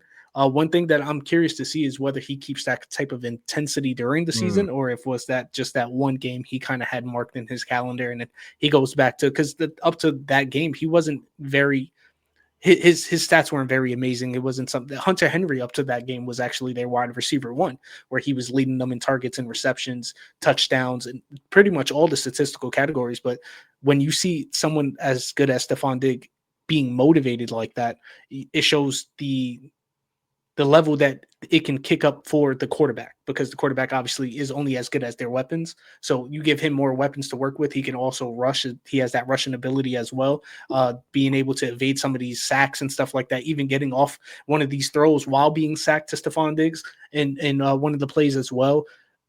just very gritty win, and it's hard not to give them credit. And now that the Bills have that loss on their record, maybe that's something that other teams see and try to take that blueprint, and maybe eventually, like you said, they maybe start to falter a little bit. But I'm not ready to count them off, as they're definitely going to run the AFC East at the minimum. But the Pats are right there behind their tail. I mean, they got those 2 wins already in the division.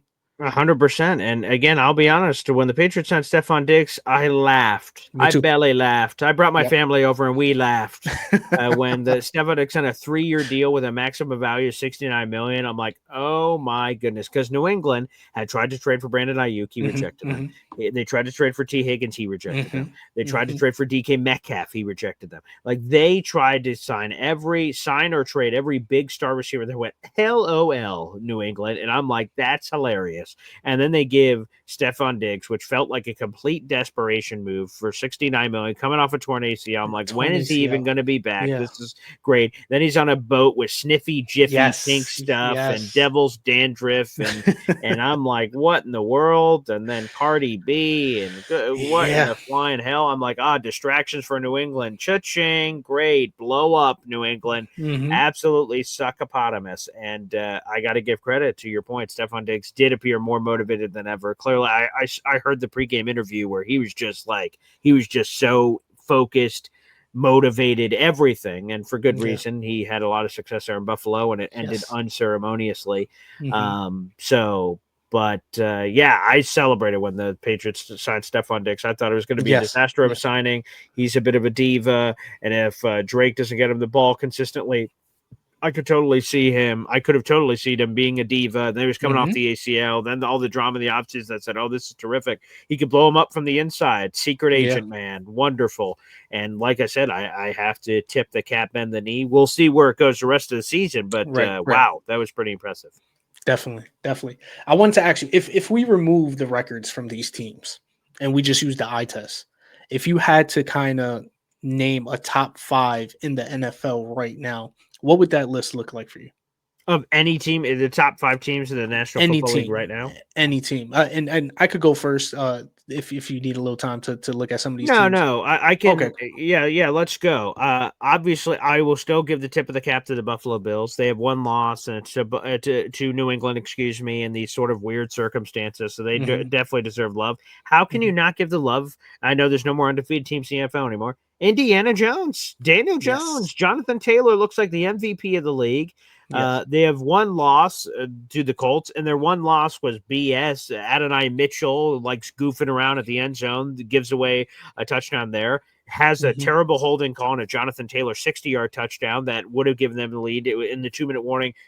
Even forgetting the other Adonai Mitchell touchdown he should have had. So he completely blew that game for them, or they would be undefeated right now. So you have to put the Colts inside that top 5. Absolutely unquestioned. I'm putting the Jaguars in there, man. I got to give a lot of credit. I have been surprised. I thought Duval. I thought that idiot was going to be a complete disaster. I think Goldilocks over there, Trevor Lawrence, is like an overrated number 1 pick who is good for everyone else sucking, I guess, if that's the bar, because Mac Jones had been awful, Justin Fields had been awful, Zach Wilson obviously had been awful, Trey Lance had been terrible. So he was better than those guys, but the bar wasn't set exactly very high, and he got paid a lot of money. So I thought Trevor Lawrence has been overrated as a quarterback, and then he made some crazy throws. He obviously had he fell down, and Chris Jones gave up on the play like an idiot, and then Trevor Lawrence gets in the end zone. That was just a massive win. I know this isn't your grandma's Chiefs, but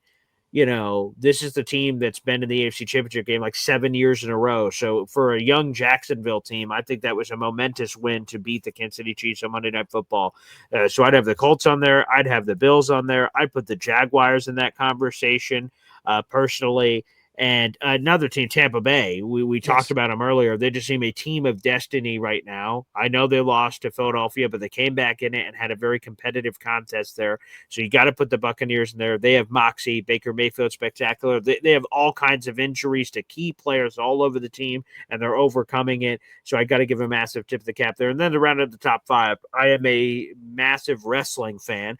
And to honor Ric Flair, the Nature Boy, to be the man, you got to beat the man. Woo! So the Philadelphia Eagles, I know they just were beaten over the weekend by the Denver Broncos, but until proven otherwise, even with all their drama, we thought they had all kinds of drama last year. They won the Super Bowl. So the Eagles have to be in that top 5 as the defending Super Bowl champs. If they were 0-5 or 1-4 or something crazy, like, okay, they've lost one game. They deserve to be in there too. So that's the top 5. Yeah, so I have 3 of those teams that I do agree with number 1 being the Bills. I do still have them at number 1 even after that loss. Number 2, I actually have the Lions. I think that the Lions are very well coached. They did lose their offensive and defensive coordinator, which I thought would hinder them in the beginning of the season, but they're still playing very well, and I think they're only going to continue to build on that as everybody gets more acclimated to the schemes and everything like that. It doesn't seem like they changed too much going on there, but they're right there. They're right there at the doorstep. I do have the Eagles at number 3. They have not been fun to watch if you watched any of their games, but they're finding ways to come out with the win every single time. They'll push their way to that W. And as much as we hate it, we have to stop it. We have to find a way to beat them. And the Broncos were the team to find that way. I have the Bucs at number 4 for the same reasons that they have a lot of injuries right now, and they're still playing their ass off. So as they start getting healthy, they're going to be a very scary team in the ending of the season. And then number 5 may be a little bit of a surprise, but I actually have the Rams.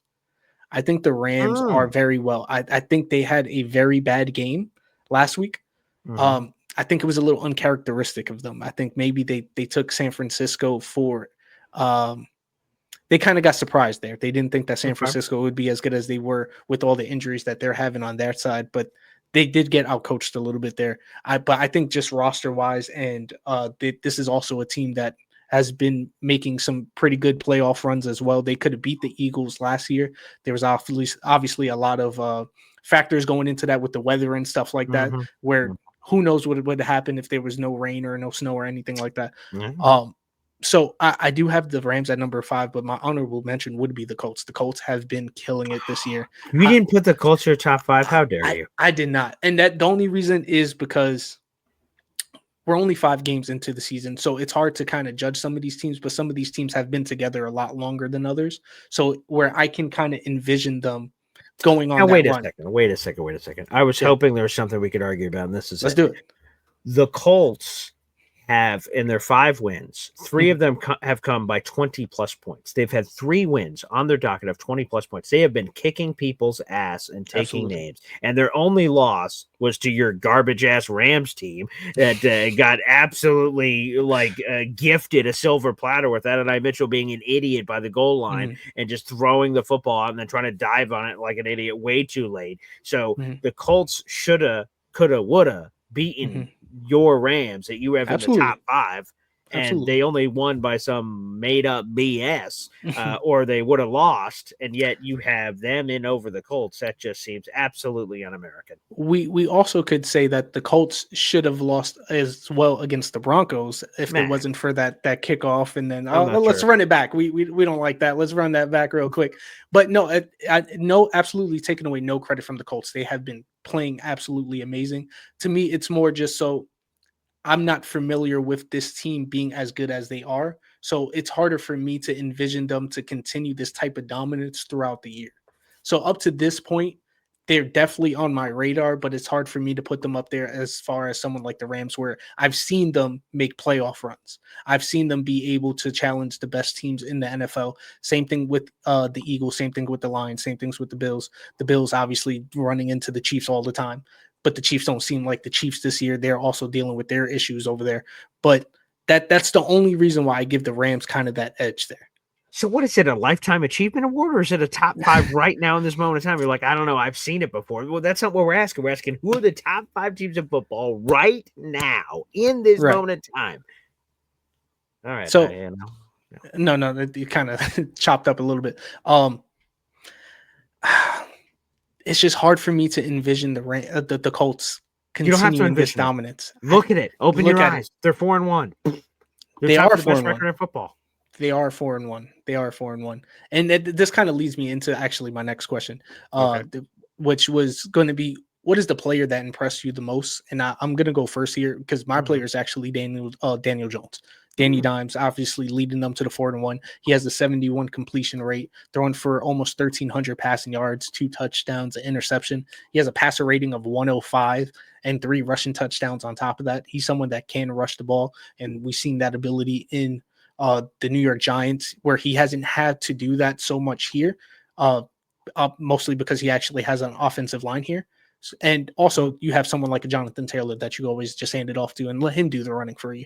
He's been very successful at that. But for me, Daniel Jones has been that impressive player that just completely blown me away. Somebody that wasn't even on the radar. I thought it was a sneaky pickup when the Colts got him because I'm one of those people that did not believe in Anthony Richardson. I've never seen him be a good quarterback at any level of football. So to just envision him coming into the NFL, and even he tried to say how the NFL was easier than college, and that just bit him in the ass. So I thought it was a sneaky pickup for them, but never did I envision this type of dominance. So that would be my player. I would want to ask you, what was the player that kind of impressed you the most this season? Yeah, I love Danny Diamonds, Indiana Jones. That's a great pick. I'll go from your obviously not top 5 team, the LA Rams that don't belong in there. Puka Nacua, man. Yes. I mean, this guy is a freak. He leads the league in receptions. He has 52 catches. He has 588 yards. He has just been absolutely dominant. He's averaging 117 yards receiving per game. And a lot of people said when Cooper Kupp was there, this Puka thing isn't going to last. Oh, Devontae's there.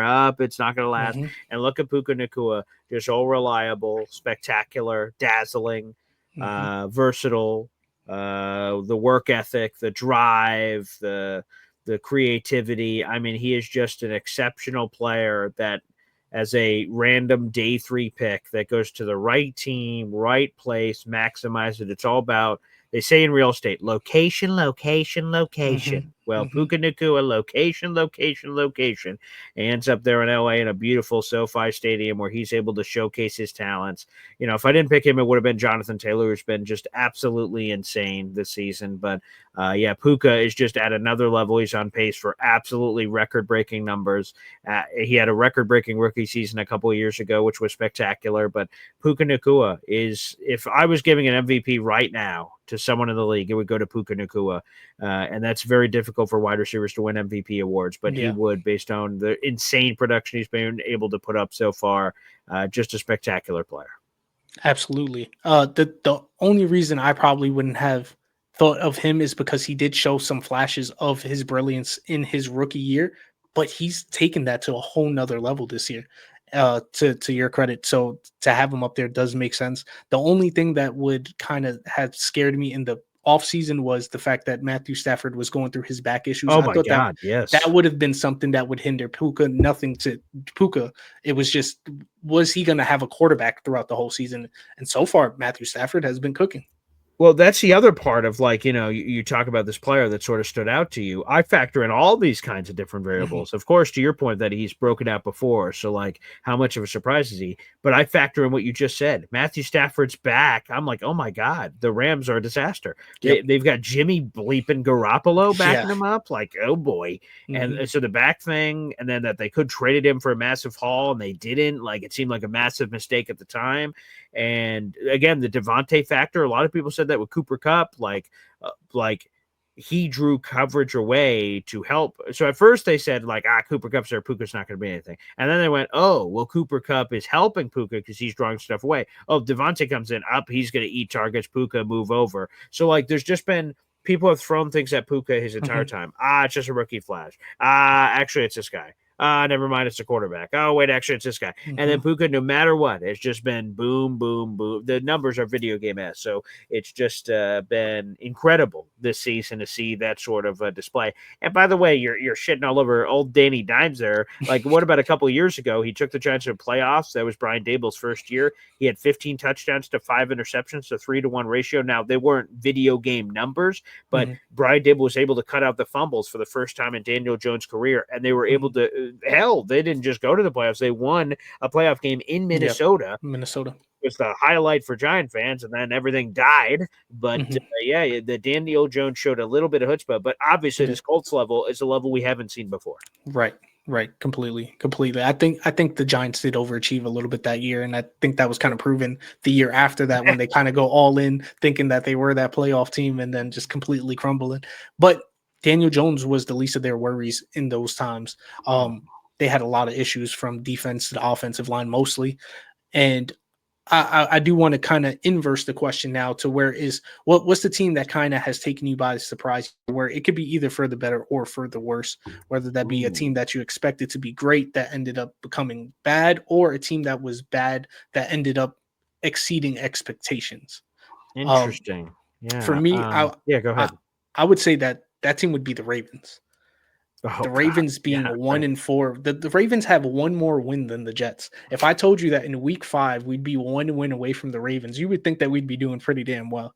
But 1-4, they give up the most points in the NFL, giving up 35 points per game. We talk about our defense.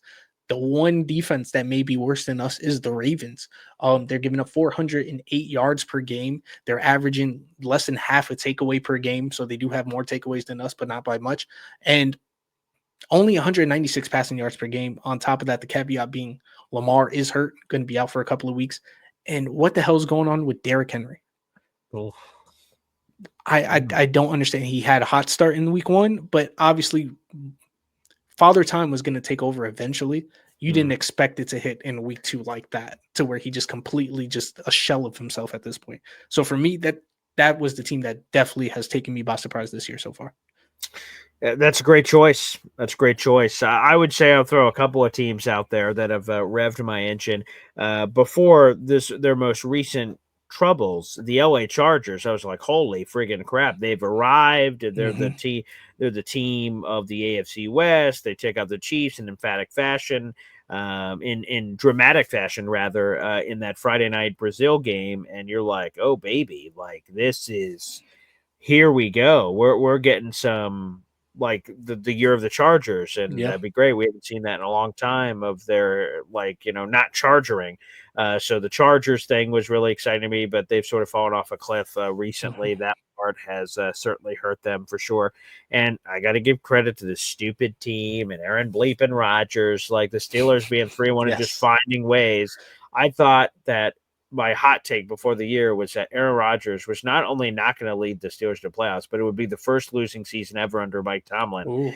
And so far, that looks like a terrible prediction, but it's early on still.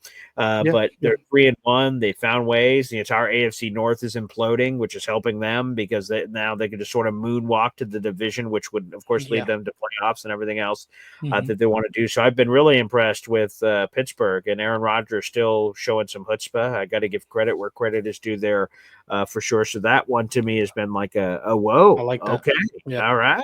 Give a little bit of credit there. And I'll give credit to the opponent that just beat our candy ass all over the place at MetLife Stadium.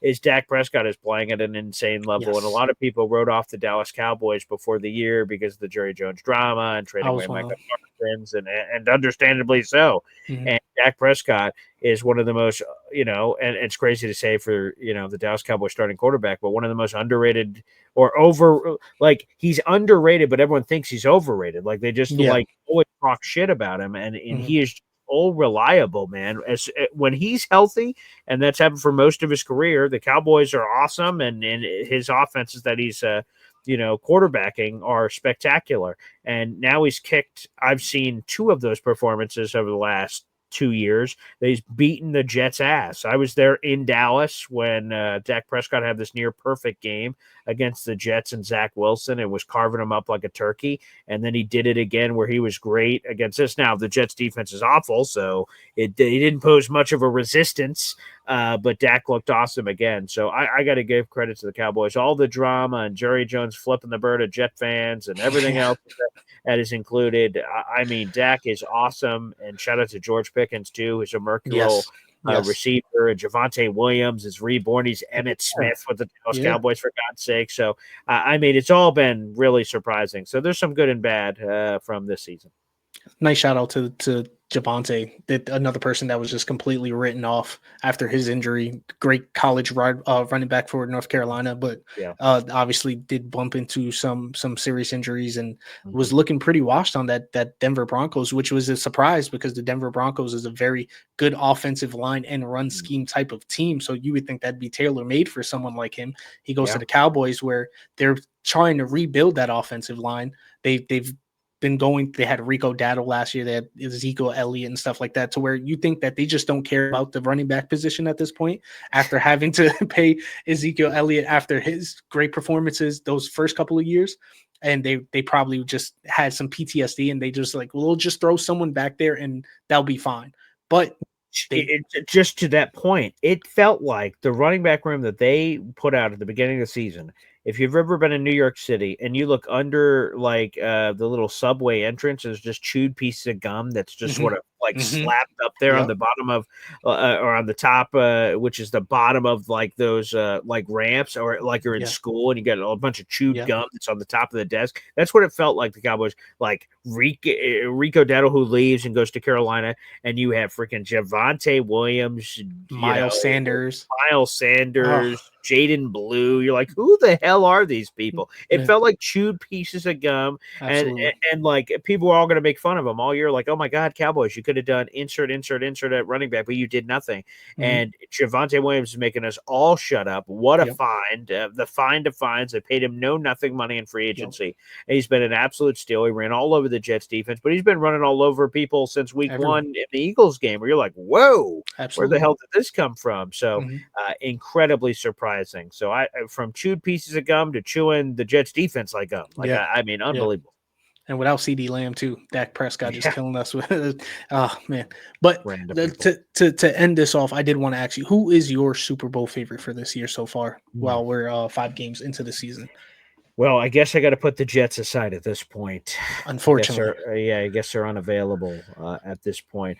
It's funny when the Jets are the only winless team that remains, but there's no more undefeated teams. That's normally Right. something that we watch halfway through the season. Ooh, could this team make some noise? And that has already happened with all these win-full teams that have now been taken out of commission. So now we just have this glut of 4-win teams that all sit at the top of the pile. Mm-hmm. If a gun was to my head and I had to pick a Super Bowl champion right now in this moment in time, I would pick.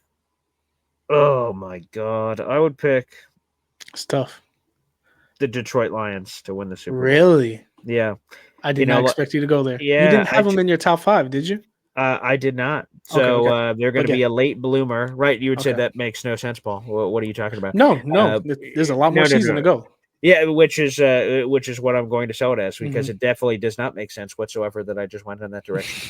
But I would just say that, obviously they've overcome the biggest deficit of all time, losing Aaron Glenn, obviously, this massive loss that they've had there. But, I like the moxie of the city. I want the Jets to win the Super Bowl every year, obviously. But if the Jets can't, like, man, that Lions fan base, Dave Montgomery, DeAndre Swift, Dan Campbell, Jared Goff, Amon-Ra St. Brown, Jameson Williams, Sam Laporta, that defense. I mean, they're an easy team to root for. Yeah. They went from nothing to the high of highs to then the embarrassment of last year. Like, oh man, bye week, can't wait. Washington comes in and punches them in the mouth, and they're like, holy shit, we're one and done. Like, that's got to be such a jarring thing for a team like that that's rode all these roller coasters, and now they're back where they are. I know they got punched in the mouth week 1 against Green Bay, but Detroit just sort of had this moxie. Now they just beat the shit out of the Bengals, who hasn't, so they need to continue to prove it. But yeah, I don't know. I just have a feeling by the time the season's over that restore the roar, one pride, Lions end up winning the whole gosh darn thing. I would not be mad at that. That is, again, an easy team to root for. That fan base, I feel like, is someone that we could kind of relate to as Jets fans a little bit. Course. That just have been going. They went 0-16. Like to have to witness something like that as a fan base, to then fast forward to what they are now. Again, Jaden Daniels comes in and knocks him in the mouth, but he also did that to who did he beat in the second round? He took a lot. Point being, they took a lot of people by the surprise. That Washington Commanders team, who's have been a letdown this season so far. That another defense that has a lot of issues, and obviously he's been having his You're injury talking about issues. Jaden Daniels in the second round. They beat the Lions. In the first round, they The- took out Tampa Bay. They That's took what out it was. Tampa Okay. Bay in the wild card round before they went to Right. divisional round, and that was the upset because people were like Washington. What the hell? Everyone Yeah. expected them to win. So yeah, Came out of nowhere, and so I would not be mad at the Lions. Obviously, we want the Jets to win it, but if they're not available, the Lions are an easy and who's team your to Super root Bowl for. pick? For me, I wouldn't want it to happen, but the team that I think is more likely to do Don't it say would it. be Don't the say it. Bills. Oh, come on. Their biggest kryptonite. Why now? Why now? The reason is their biggest kryptonite has always been Patrick Mahomes. Okay. I don't know if the Chiefs are going to be as good as they have been. Obviously, they're getting Rashee Rice back soon. Mhm. Xavier Week Worthy 7, yep. is I think he did re-injure himself last week as well. So I'm Okay. kind of unsure as where his injury status is right now. Their rushing game hasn't been as good as it used to be. Not that they were a top rushing team, but they also weren't bad. Mhm. Their running backs haven't been able to do squat. Chris Jones giving up on that play, like that defense isn't as good as it used to be. I don't understand what the hell that was about. And somebody who's been begging for more money every year just to give up on a play like that, which is completely unacceptable. I think that the biggest kryptonite is the Kansas City Chiefs for them. And if they aren't as big as and bad as they have been, I don't know if there's anyone that stands in the Bills' ways. Another team that you would have thought would have been in their way would be the Ravens, another team that's on their way down. So Sure. the Bills have the roster. I think I'm also one of those people that thought Josh Allen's MVP season was a little fugazi to me. I think Lamar Jackson earned that MVP. He 100% earned that. Yes. And I think he hears a lot of that, and he's coming back with a revenge. And he's earning the MVP season this year because unfortunately the MVP season is a quarterback award. Normally, yeah. Doesn't matter how great Puka Nacua is. It doesn't matter how great Jonathan Taylor is going to be. They're going to find a different award to give them. It's going to be a quarterback. And if they're going to give it to any quarterback, it seems like Josh Allen and the Bills is that team to give it to. And that for me is the biggest thing. Just those two biggest competitors for them are on their way down, and they are still on their way up. I would just say this. You are right. The Chiefs just lose to Jacksonville Jaguars on Monday Night Football, and they look out of sorts. If they, let's say the Bills get I'm making this up, like the 2 seed, because there's only one bye team, just for the sake of this example, let's say they get the 2 seed and the Chiefs get the 7 seed as a wild card and they're welcoming in the Chiefs. I don't give a shit what the Chiefs record is. They're 9-8. They barely make the playoffs. If Patrick Mahomes and Andy Reid aren't dead and they're coming into Buffalo, I'm a Bills fan. I'm going gulp. If I'm seeing them, I don't care if I'm 15-2 or whatever made up record I am, and they're 9-8. They come in with all the demons. How does that not creep up on your mind? Like you're just playing the game. You're playing the game in the fourth quarter. All of a sudden, you see like it's a 1-score game. You're like, there's no way they're going to do this to us, right? Especially when you have PTSD that they've done it to you a million times. I don't know, man. I don't give a crap what the record is. You're in the playoffs and you're in a game in the fourth quarter. You never know if Patrick Mahomes can just get that magic to happen, again. So. That's a fact. That is the future GOAT, in my opinion. Patrick Mahomes is a bad man. Yeah. So any team that has to run into him in the playoffs is a team that should be scared, that should come prepared. I think the Bills are also one of those teams that are just pissed off and tired of losing to that team. So maybe this is the year that they step it up. But at the same time, I'm not rooting for the Bills. That's just a team that I can see kind of winning it. Yeah, I don't want anyone in our division winning it unless it's the Jets, of course. Yeah. But I do want to thank you so much for coming out today. Thank you for your debut here on Macho Talks Sports. Hopefully it's not the last one. Me too. I agree. Yeah. And if there's anything else that you want to say before we let you go. Well, I want to say this, Macho, that we've only known each other for a short period of time virtually here. You coming on Boy Green Daily, which was a pleasure, and then me being here on Macho Talks Sports. You get this badass, cool logo behind us, and you got your kid that gets to be part of the intro, which is awesome. I would just say congratulations on all your success so far and success to come. You're a great interview host. I loved all the questions. It was a lot of fun, very prepared, fun conversation back and forth, which was really good. So this was an absolute pleasure. Thanks to all your co-hosts. I got kicked out of your house so I could come in here and kick it a little bit. So thank you guys for the hospitality. You guys can return now that I'm about to walk out the door. But yeah, there was a lot of fun, man. Thank you. And next time you come up, it's definitely going to be with them here so that we could kind of all family kick it together. Great. I wanted Nice. to focus on you today. I did want to Oh, do wow, some of those thank you. personal questions and get to know you because, like you said, this is our first time or second time technically meeting now virtually. And now that we kind of got that introduction out the way, we could Sure. just get into just straight sports, There we go. games, reviews, and all that stuff. So thank you so much. This has been Macho Talks Sports, episode 10. My co-host for today, Boy Green. Thank you so much, Paul. I appreciate you.